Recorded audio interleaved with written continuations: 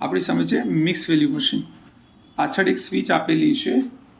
અહીંયા આ switch on કરશો એટલે મશીન સ્ટાર્ટ થઈ જશે.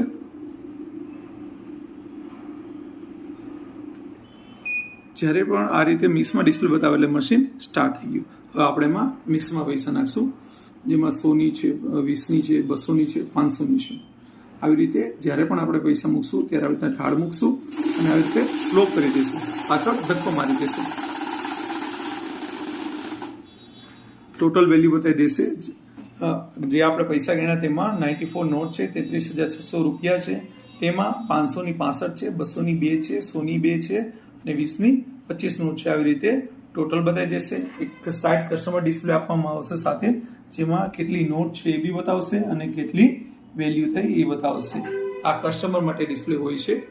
હવે દાખલા તરીકે જ્યારે પણ આપણે બંડલ નાખીએ ત્યારે ઓટો 0 આવે, ફરીથી 0 થી ગણતરી કરે. હવે દાખલા તરીકે આપણે 5 લાખ પેમેન્ટ આવ્યું છે, સાથે ગણવું છે. અલગ અલગ હોય, બંડલ અલગ અલગ હોય, 200નું છે, 100નું છે, 500 છે, આપણે એક સાથે ગણવું છે. તો તમારે ઓનલી ફોર અહીંયા એડનું બટન આપેલું છે, એડનું બટન એકવાર દબાવવાનું છે, એડ લખેલું આવશે એટલે ફરીથી સ્ટાર્ટ નહીં કરે. આ 500નું બંડલ ગણાઈ ગયું. હવે આપણે આ મૂકીએ છીએ, આવી રીતે પ્લસ થઈ જશે. જેટલી વાર પણ મૂકશો એ પ્લસ થયા કરશે. હવે એડનું બટન કેન્સલ કરીને દાખલા તરીકે હવે આ 500ના બંડલમાંથી મારે 10,000 રૂપિયા કે 20,000 રૂપિયા અલગ કરવા છે, તો તમારે આ બેચના બટન દબાવવાનું રહેશે. બેચનું બટન દબાવશો એટલે અહીંયા બેચ લખેલું આવશે, ત્યાં તમારે સેટ કરવાના રહેશે. હવે 20,000 રૂપિયા કરવા હોય તો આવી રીતે 20,000 રૂપિયા સેટ કરવાના રહેશે. હવે જ્યારે પણ આપણે પૈસા મૂકશું એટલે 20,000 મશીન ઊભું રહી જશે. આવી રીતે 20,000 મશીન ઊભું રહી જાય. હવે ટોટલ 4 મોડ આવે છે આ મશીનમાં. હવે દાખલા તરીકે કોઈ 500માં 100ની નોટ નાખી છે, ઊભું મશીન આપણે મિક્સમાં ગણ્યું, આમાં બતાવ્યું કે ભાઈ કોઈ 500માં 100ની એક બતાવે છે. હવે 100ની નોટ અલગ કરવી છે તો તમે શું કરશો? તો ઓનલી ફોર આ શોર્ટ મોડ દબાવવાનો રહેશે. અહીંયા શોર્ટ બટન દબાવવાનું રહેશે. આ શોર્ટ દબાવશો એટલે અહીંયા શોર્ટ લખેલું આવશે. હવે જે પહેલી નોટ નાખશો તેના સિવાય કોઈ પણ કલર આવશે એટલે મશીન ઊભું રહી જશે. આ 100ની નોટ આવી એટલે મશીન ઊભું રહી ગયું. આ બ્લિંક કરવા લાગ્યું. આ મોડમાં પીસ કેટલા થયા અને ટોટલ પેમેન્ટ કેટલું છે એ વેલ્યુ બતાવશે.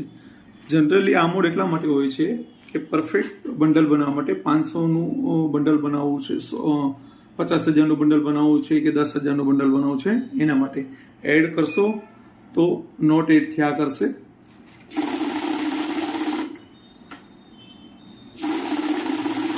આવી રીતે અને બેચ કરો. માનો કે હવે મારે 20 નોટે મશીન ઊભું રાખવું હોય, હવે 20 નોટે મશીન ઊભું રહી જશે.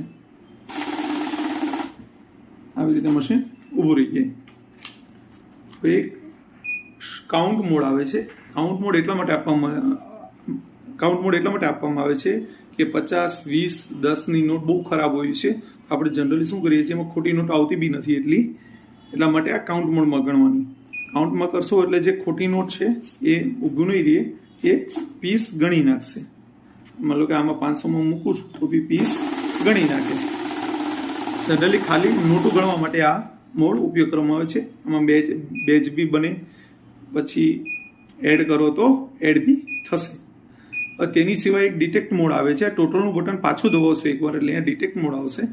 આમાં આ મોડમાં તમારે પીસ ગણાશે અને સાચી ખોટી મશીન ઊભું રહી જશે. જનરલી આ મોડનો ઉપયોગ બેંકવાળા કરતા હોય છે. આ જે ખોટી નોટ છે મશીન ઊભું રહી ગયું. બાકી બધા ફીચર્સ સેમ છે. બેચ દબાવશો તો અહીંયા આવી જશે. જેટલાય તમારે મશીન ઊભું રાખવું એટલાય. પછી એડનું કરશો તો એડ લખેલા આવશે, એડ થયા કરશે નો. જનરલી આપણે વધારે મિક્સમાં જ વાપરવાનું રહેશે મશીન. અહીંયા બી સ્વિચો આપેલી છે. ફંક્શન છે, બેચ છે, એડ છે, સ્ટાર્ટ છે. સાઈડ ઉપરથી કોઈને ઓપરેટ કરવું હોય તો બી કરી શકે. આ ફંક્શન અહીંયા દબાવશો એટલે શોર્ટ મોડ ડિટેક્ટ, કાઉન્ટ બધા મોડ આ બટનથી ઓપરેટ થશે. મતલબ કે જે આ શોર્ટ મોડ છે, ડિટેક્ટ મોડ છે, જે આપણે મેં સમજાવ્યો એ કાઉન્ટ મોડ છે. બાકી વધુ માહિતી માટે તમે મારો સંપર્ક કરી શકો છો. મારો મોબાઈલ નંબર છે 7990358005. Thank you.